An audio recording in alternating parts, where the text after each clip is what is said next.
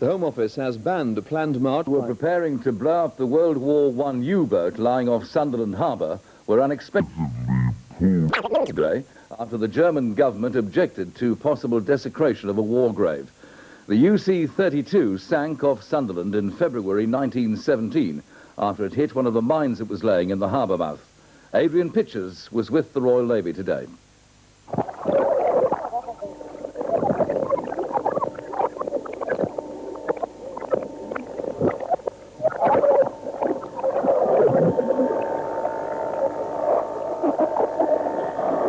The wreck, which was thought to lie elsewhere along the coast, was discovered in 60 feet of water, just a third of a mile off Roker Pier. Local divers spotted what they took to be a torpedo, and the Royal Navy diving team, based at Rosyth on the Firth of Forth, was called in. As you know, there's a mine stuck in the torpedo tube, and we've got to cut away in to establish and clarify that it is a mine, and then we've got to go ahead with subsequent operations from there. What sort of timescale are we talking about? Can you do it this afternoon? Hopefully, because the weather is closing in on us, the weather's getting fairly bad now, as you can see. We would like to sort of press ahead and do it today. At the moment, we've established that it is a war grave. There were lives lost during the First World War. So MOD has got to seek advice from the German authorities to give us permission to go ahead. But we're going to dive on it now, so have a look at it. We're going to confirm what we've been told, mark it, then I'll come shoreside and I'll ring it up again. And I've got a boffin in Chatham who's ringing up the German authorities, and he'll tell me exactly what kind of mine she was laying. And what records at the Imperial War Museum show that 23 men died when the UC32 sank. The captain and 2 others survived and were taken prisoner. 1 torpedo was recovered from the submarine in 1917, but another torpedo and up to 14 mines are still believed to be aboard in the boat's front section. We'll be diving on it to investigate to see if it is a torpedo or torpedoes, or perhaps even mine. They'll then come in and report to Whitehall, I believe, who then give permission to blow or not to blow. If they decide to blow, it'll take them about an hour to get organised to do so, in which case we'll have to clear all the area. I believe the police helicopter is going to be used to clear the pier. At the moment, the Port Authority is clearing the beaches, etc., as a precaution. And we believe the only damage that's going to be caused through the blowing will be our own lighthouse windows. We don't think the explosion will carry as far as any housing. The naval divers were just about to start their reconnaissance and were preparing to blow up the wreck this afternoon when an urgent message came through from the Ministry of Defence. The Navy's got to return to Rosyth straight away.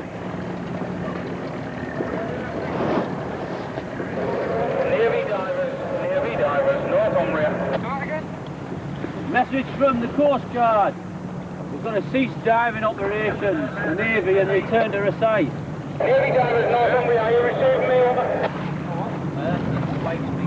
Well, the MOD have informed us that it is actually a war grave, and the German authorities are not happy with diving operations taking place, obviously. So all operations have now been ceased. A warning has been given out to all shipping. The local harbour master and the Coast Guards will give that warning out. And also backward diving, any kind of diving, is to cease on the wreck from now. In deference to the wishes of the German government, just 2 days before Remembrance Sunday, the U-boat will remain undisturbed until agreement can be reached on how best to remove this 72-year-old hazard from Sunderland's sea lanes. One of the biggest bombs ever made by the Germans during World War II off the mouth of the River Wear. But they had to abandon attempts to remove and detonate a torpedo from a First World War U-boat because of poor visibility. Weather permitting, they'll attempt to complete that operation tomorrow. It was this fishing boat which dragged up the 1,500-pound mine in its nets. The mine was lying on the seabed above the workings of Wearmouth Colliery, where appropriate precautions were being taken. The fuse was lit, the police launch and the diver's dinghy made a hasty exit from the scene, and then the spectacular explosion.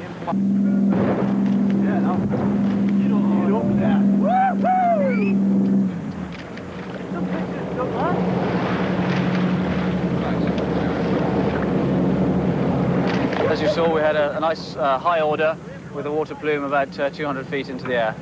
What would that have done to a ship had it gone off when it was meant to? Well, that would have broken a ship's back if it had been over the top, and that was the desired effect.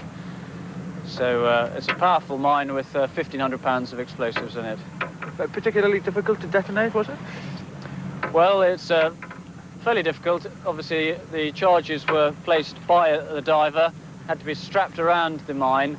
He had to dig into the seabed, place the charges around the mine, and then we lit a 4.5-minute fuse. It's surprising, really, that it's still active after all those years in the water. Well, it's not active in the sense that it was ticking like that. It was active in the way that you still had high explosive, a primer and detonators. The diving team then prepared more explosives and fuses ready to tackle the torpedo in the tube of the old submarine and moved onto the scene.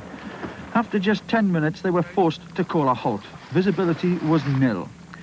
They do reckon on being back in the area, though. Experts predict that there are still enough wartime mines in the North Sea to keep naval teams busy well into the next century.